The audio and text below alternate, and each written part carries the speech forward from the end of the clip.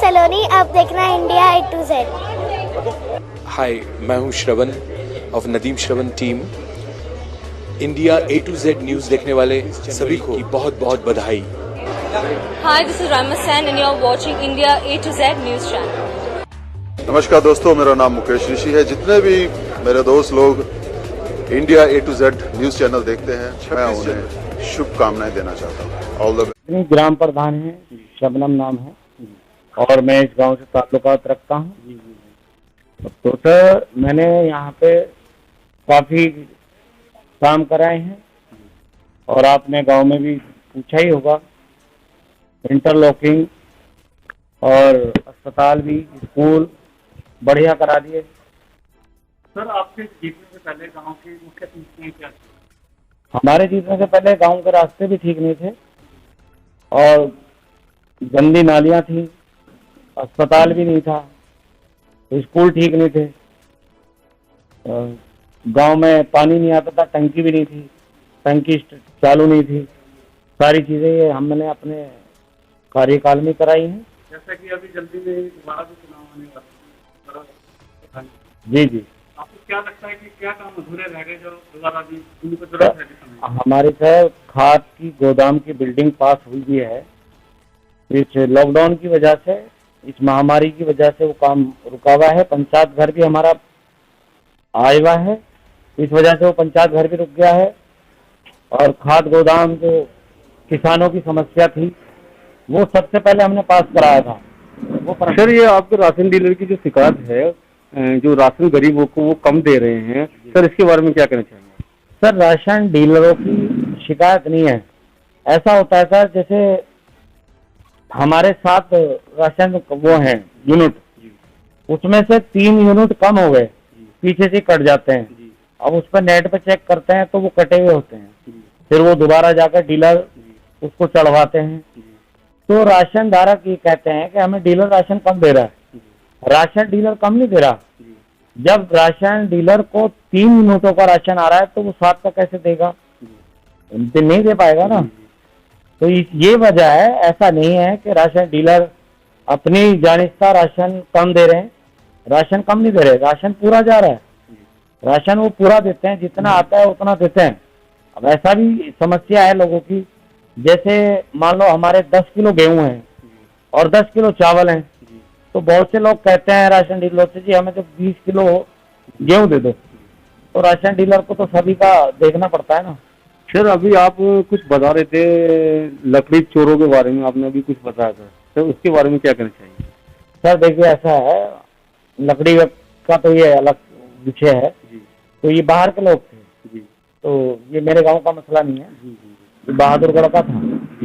वो मेरे पास आए थे किसी के, आपके जानकारी है? मैंने कहा थोड़ी जानकारी निकाल के देखते हैं, अगर कोई मिलेगा तो आपको पूछना। ऐसा नहीं है कि हमारे गांव में कुछ चोर है। जैसा कि आपने बताया कि राशन की यूनिट पीछे से कट जाती है जी, तो पीछे कहाँ से कटती है? क्या टेक्निकल बात है उसमें? सर टेक्निकल बात यह है, सप्लाई इंस्पेक्टर साहब को हम फोन करते हैं, मैंने भी कई बार फोन किया, और राशन डीलर भी हमारे उनको फोन करते हैं कि जी इनके राशन ये यूनिट कट गए 4 के पीछे से कट गए, आप राशन कार्ड भेज, वो आधार कार्ड भेज दो, दोबारा चढ़ा देंगे।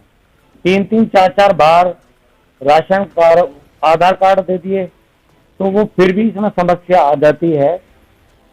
राशन डीलर अपना ईमानदारी से काम कर रहे हैं, ना ही के बेईमानी से काम कर रहे हैं। मेरी भी सख्ती रहती है राशन डीलरों पर, ऐसा नहीं है। अगर राशन डीलर कोई हरकत करते हैं तो मैं एसडीएम साहब को भी बताता हूँ, तहसीलदार साहब को बताता हूँ, सप्लाई इंस्पेक्टर साहब को बताता हूँ, डीएसओ साहब को बताता हूँ। और अगर ज्यादा ही बात खराब होती है तो मैं एडीएम साहब के पास भी जा सकता हूँ, लेकिन ऐसा नहीं है। अब बड़े अच्छे से काम कर रहे हैं डीलर। फिलहाल जो आपने बताया कि राशन की आधार कार्ड अनलिंक हो जाता है, जी जी लिंक हुआ है, उस समस्या के निवारण के लिए आपने कोई कदम उठाया? हाँ सर, मैंने कई बार शिकायत करी, तो उन्होंने यही कहा कि ये पीछे से गड़बड़ हो जाती है, जिले से ही हम भेजते हैं चढ़ा करके। और जैसे ऐसा होता है सर, जैसे राशन डीलर के पास राशन लेने नहीं आए कुछ लोग, 1 महीना या 2 महीने, तो वहां से राशन आता है उनका, तो राशन स्टॉक होता है, वो वापस चला जाता है। तो वो उनकी इस वजह से भी कट जाते हैं। सर आपने जो इन 5 सालों में जो कार्य कराया है सर, उसके बारे में क्या कहना चाहेंगे? सर देखिए, मैंने कार्य तो काफी कराया गांव में, बड़ी समस्या थी गांव में। अब फिलहाल ऐसी कोई समस्या नहीं है, बस 2-3 समस्याएं हैं। जैसे कि हमारे खाद गोदाम की मैंने आपको बताया था, इसकी बिल्डिंग पास हुई है, अभी पैसा नहीं है, लेकिन सब चीज जमीन भी हमने दे दी है और बिल्डिंग का प्रस्ताव भी हमने करा दिया है। पंचायत घर का हमारा प्रस्ताव हो गया है और मतलब काम स्टार्ट नहीं हो पा रहा है कोरोना की वजह से। जब से लॉकडाउन चला है, जब से काम नहीं हो पा रहा है। अब फिलहाल तो सैनिटाइजर की स्प्रे हो रही है और फॉगिंग हो रही है और सफाई पे ध्यान दिया जा रहा है ज़्यादा। और हमारे गांव में कोई भी कोरोना पेशेंट अब नहीं मिला है। यही है कि सब लोग ध्यान रखते हैं सफाई का और हम खुद सफाई का ध्यान रखते हैं।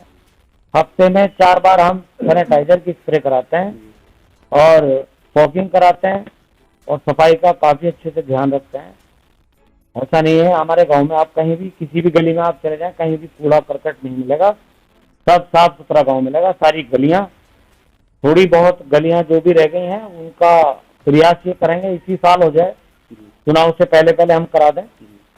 और बाकी बचेगा, अगर जनता मौका देगी तो आगे काफी स्कूल का भी लाने का है। हमारे यहाँ इंटर कॉलेज स्कूल बनना था, वो नहीं बन पाया है, लेकिन जमीन नहीं मिल पाई थी उस टाइम। अब है हमारी नगर में, अगर आगे हमें चांस दिया जनता ने तो जरूर स्कूल भी बनवाएंगे। और कई चीजें हैं जहन में, जैसे खेल के मैदान है, वो भी हमें बनवाना था लेकिन नहीं बनवा पाए, ताकि गांव में काफी काम कराना हमें पड़ा है। इंटरलॉकिंग ज्यादा हुई है और ये जो सोलर लाइटें हैं ये भी काफी लगवा दी हैं। गांव में अंधेरा रहता था, किसी की गाड़ी का बैटरा खुल जाता था, तो इस चीज पर हमने ध्यान दिया कि जो क्राइम की चीजें हैं वो रोको।